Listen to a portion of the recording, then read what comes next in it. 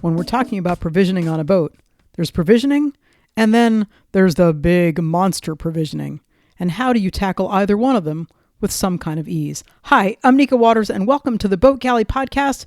Today I'm talking about the first kind of provisioning, which I call the soup to nuts kind of provisioning, and giving you a couple of tips on how you can do it, and also why it sometimes feels so daunting when you're first setting out to get it done. Today's episode of the Boat Galley Podcast is sponsored by Marmara Imports. Their hand-loomed, fair trade, organic cotton Turkish towels are highly absorbent, dry quickly, fold flat, and are soft and luxurious. They're perfect for life aboard. Use coupon code PODCAST10 for 10% off any order of $40 or more. MarmaraImports.com. More than a towel. When I teach provisioning at places like Cruises University or in the online course that I'm creating, generally I'm thinking and going at it from the point of view of the kind of provisioning that most people are really, really worried about. And that's the initial stock up. This is that initial, you gotta buy all the things. You're trying to think about what you're going to need for that 6-month or year-long cruise. You're trying to think about the storage space that you do or don't know about on the boat. And you're also realizing somewhere in the back of your head that probably you can't buy all the food that you're going to need for the entire rest of your life.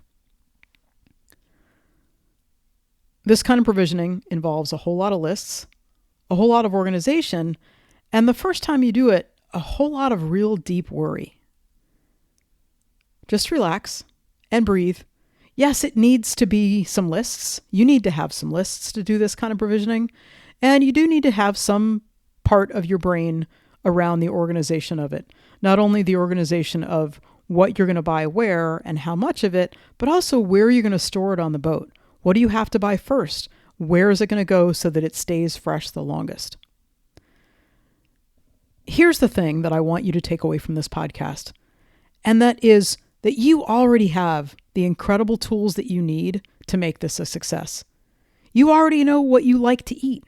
You already know the kinds of ingredients that you're familiar cooking with. You already know the stores where you shop. And you actually probably even know what roads you're going to take in your car to get to those stores that you like to shop in. The other thing you have going for you on this first initial stock up is that probably, not always, but probably you have access to a dock and maybe even a dock cart that will make transporting the groceries from the car to the boat that much easier. When I watch YouTube videos and I read blogs about provisioning and about people going cruising, I find that people go into kind of one of two camps. They go into the, okay, we're leaving to go for 4 months across the Pacific tomorrow, and I think I'm just going to go to the grocery store right now. I don't have a list. I'll just make do. And then the other one is, I need to go shopping 6 months in advance, and I need to strip every label off and varnish every can and label every can and make sure that everything is scrupulously clean and that I have a spreadsheet detailed down to the very locker where I'm going. Now, it could be that those things are very helpful to you and useful to you. And if that's what you like to do, absolutely more power to you. But I find that either one of these two extremes is just that. They're extremes. I've seen some YouTube videos where they say, yep, we're leaving this afternoon and it's 10 o'clock in the morning now and I need to go to the grocery store and we have everything stowed and we're going to be back and off the dock by 1 in the afternoon. I think that's about as unrealistic as the ones who take every single label off of every single can and varnish it. But it obviously works for some people. I'm going to give this part of the podcast a great big it depends, and you need to do what works for you. What works for me is to realize, stop. First, take a deep breath. Here's the dirty little secret is that everybody eats all around the world. Do they eat all the stuff that you eat? No. Do they eat even the same kinds of things that you eat? No. But if you're going someplace that's inhabited, chances are good you're going to be able to find some food when you go there. Is it the kind of food that you want to load up tons and tons of in your boat? I don't know. Depends on where you're going and depends on your particular style of eating. But don't worry about going hungry if you're going a place where there are people and you can get food.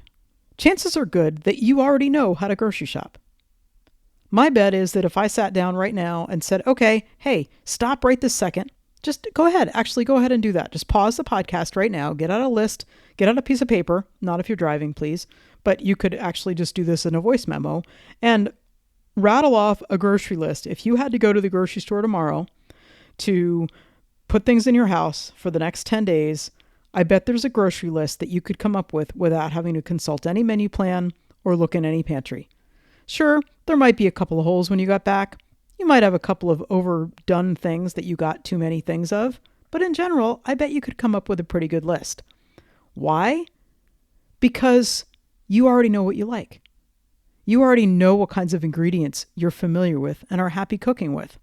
And those are the things that are fallbacks, and that's the way you're going to be on the boat too. What makes this particular kind of loading up, what makes this starting from absolute scratch, this soup to nuts provisioning, different than that regular everyday grocery shopping? There are 3 things that make this really different. First of all, you're likely starting from scratch. In a house, in that grocery list that you just created, you're probably just supplementing. You're not starting over. You don't have to think about every kind of spice that you might like. You don't have to think about every kind of food or canned good or that sort of thing, because you probably already have a few things on the shelves in your house and you know you can rely on those. On a boat, you're trying to make sure that you have every single thing that you're going to need. That could be daunting. If you've ever chartered a boat, or if you've ever rented a vacation home that doesn't come with any kind of set group of spices, it can be super frustrating because you have to think about every little thing that you might possibly need for a recipe, and then you have to bring it with you. Wow, what a pain. The second thing that makes this first kind of stocking up thing a little bit more problematic, a little more angst-ridden, is that once you leave to go cruising, you can't just run out and go get the tiny little things that you forgot. Sure, unless you're shoving off immediately for a transatlantic or a transpacific, you're probably going to be harbor hopping for a little while with access to stores. But once you leave the dock, you're kind of on your own. You're probably not going to have access to a car. You're probably not going to have access to those stores that you know so well. And you probably don't have access to the roads that you're used to being on. That makes running out to just go pick up the toothpaste a little bit more of an ordeal than you had before. So the pressure not to forget that toothpaste, it's absolutely real. And the other thing that makes this kind of stocking up different than your regular everyday grocery shopping is, I will tell you, I don't think that very many people share their regular everyday grocery shopping on social media. Not that social media is the be-all, end-all and what you need to pay attention to, but if you can find a blog or a YouTube channel of a sailing crew, you will likely find a reference to provisioning. And that's what I was referring to earlier. You've got these wild swings of either really ridiculously complicated or super, super simple. And as a first-time provisioner, as a first-time going off cruiser, it's really easy to find evidence that you're doing it all wrong. And the last time I checked, nobody does this with their grocery shopping on land. Please go ahead, drop me links. Tell me the ones that share their shopping list every single week and share their shopping every single week or every month, however long they do it. I'd love to see it. But I'd love to see it. So go ahead, put a link down there for me. But if I can give you one piece of advice on this kind of provisioning, the soup to nuts provisioning, which yes, it's going to involve lists, and yes, it's going to involve organization, but no, it does not have to involve making sure that you have 4,000 cans of tomatoes on board in case you ever are going to be someplace that doesn't have tomatoes. But just relax, breathe. Most of it comes down to a few things. Figure out what you like to eat. Make sure you can make it on the boat. And make sure you have a lot of the ingredients that will allow you to make the things that you like to eat that you can make on the boat and take them with you. And one last tiny thing. Yeah, it's probably better not to forget the toothpaste. I'm looking forward to hearing all about your provisioning wins the next time I see you somewhere out on the water. Have a great week. Thanks again to our sponsor, MarmaraImports.com. More than a towel, used with imagination. Thanks for listening to the Boat Galley podcast. If you like this episode, be sure to subscribe. Tell your friends about it. Let us know what you think. Drop us a line. We're always eager for feedback and to see what questions you have. We will see you out there.